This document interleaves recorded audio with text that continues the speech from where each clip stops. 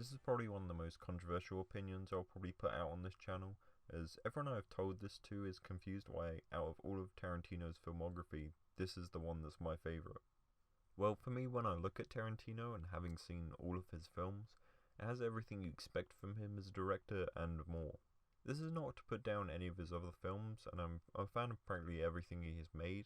but for me this is the cream of the crop. To begin, the film at its basics in story and structure is just an interesting story of taking a time period where those who were not white were persecuted and forced into slavery, and allowing one man to stand above this and take revenge on those who have wronged him. The film follows Django, a recently freed slave, and his quest to save his wife, along with the help from a German bounty hunter, before she ends up in the hands of a ruthless plantation owner, Monsieur Calvin Candy. It's a straight-up, classic western, but instead of avoiding the reality of slavery, like many films do in this genre, this film leans in to make its titular hero a freed slave, and rewrites history to make him the victor. This at first could seem like if mishandled could go very wrong, but what Tarantino cleverly does is allow the brutality of slave life not to be overshadowed, and it still shows the vicious reality they went through every day, but allows this idea of rewriting history to become a wish fulfillment, giving an alternate reality where the murder of those who were slave owners and disgusting people to be almost cathartic and getting the judgment they deserve, which they didn't at the time, as what they were doing was socially acceptable at the time. This is something Tarantino has done previously in *Inglourious Basterds*, in which Hitler is murdered during the war, and would do once again in *Once Upon a Time in Hollywood* regarding the murder of Sharon Tate by the Manson family. One thing I think for me that sets Django apart is its structure and how perfectly paced it is.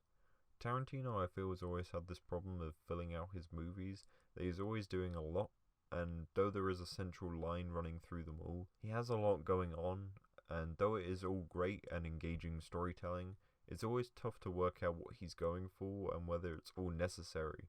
And this isn't something you would realize in the moment, as you're so enthralled by his dialogue, but in hindsight it feels like padding. But with Django, it has this great pace and structure of every scene aiding to the goal of our main character finding his love Broomhilda.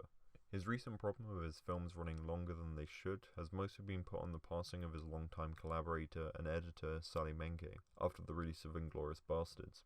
Each film he has made since 2009 has been over 2.5 hours in length, but there are certain areas where large chunks of the films could be trimmed, and at times it feels a little self-indulgent, but with Django I think it needs its length. There isn't a scene that feels out of place, and it all adds to further character, plot, theme and commentary, and needs 2 hours and 45 minutes to tell its story. For example, in a sequence where an escaped slave is caught and attacked by dogs, the scene is played completely straight, with no fountains of blood or extreme squibs, but showing the vicious clawing and ripping by the hounds, and horrified pleas from the slave. However, in the third act, when you get to the Candyland massacre, it goes full spectacle, as this is our main character taking revenge, and getting all the spectacle to denote any importance of those he's killing. They are purely for entertainment, and don't deserve the same respect of being played straight, as they are feeding into the normality of slavery and racism at the time, so we, the audience, revel in their over-the-top and deserved deaths for being horrible, disgusting people. It's cathartic in the same way as a villain's death in any film, where it feels like the world is being put to right, as those who have broken the law or are socially unacceptable have been dealt justice. The characters and their interactions are so perfect, and this is where Tarantino in his writing works at his best, as he has this interesting way of creating conversations where there is always a repertoire and everything has a theatrical way of weaving in and out, but at the same time it feels natural to the characters. It's brilliant in how it can feel both theatrical and grounded without being abrasive to an audience. The characters aren't clear-cut, and even our protagonist has some cold-hearted moments where he shows that he has one goal and he isn't going to let anyone get in his way, even if it means innocents losing their lives. The film clearly never strays in its unwavering cruelty, and this is perfectly personified in a character who most would conclude as someone who is in the moral right, which is Christoph Waltz's Dr. King Schultz. Waltz is just having a blast with this character, and shows some brilliant range similar to his turn as Colonel Hans Lander in *Inglourious Basterds*, where he can play it loud and slightly eccentric with glee, and switch to something more solemn and at times even menacing, with the character fully rounded like all humans. On top of these two great leads, you have a wickedly evil performance from DiCaprio, who's doing everything to make Monsieur Candy the most despicable man you've ever seen, and from the moment you see his smug face, you can't wait for him to receive his comeuppance. Samuel Jackson is great as always, playing the equally as wicked Stephen, a slave to Candy, but one who garners respect due to his age and complacent duty to the Candy family for so long. Something that surprised me about this film is that it made me kind of like the use of contemporary music and music styles in a period set film. For me, usually this technique feels misguided and an odd way to try and modernize a period movie, and for some films it feels tonally deaf and makes me wonder why they didn't just set the film in the present in order for their music choices to make sense. In films like The Great Gatsby and Marie Antoinette, I know it's used to kind of play on the themes of decadence and that the 1920s or the late 18th century could be compared to that of recent decades, but it just acts as a distraction for myself. But it may work for others. However, I feel it works for Django, as the film has this meta subtext which is dropped into the film that allows for this technique to fall in line with these other subtexts.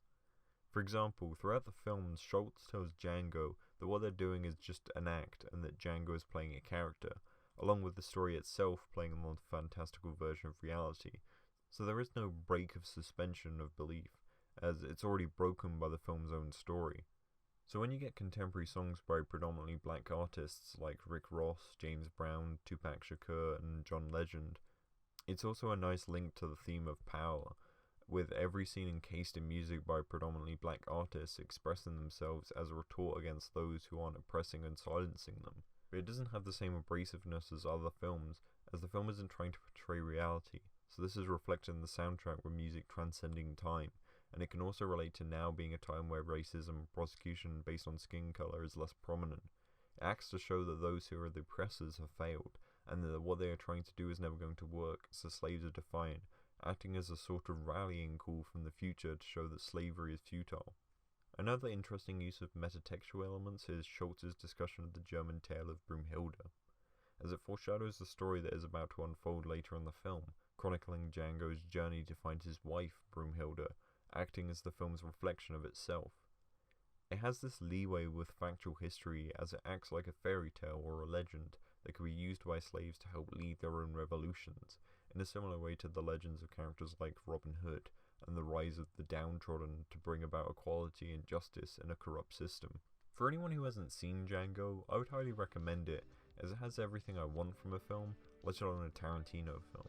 It's beautifully shot, edited, scored, with stellar performances and a story that has so much more than its surface level revenge narrative, and shows how much care went into the creation of the film. But that's just my opinion.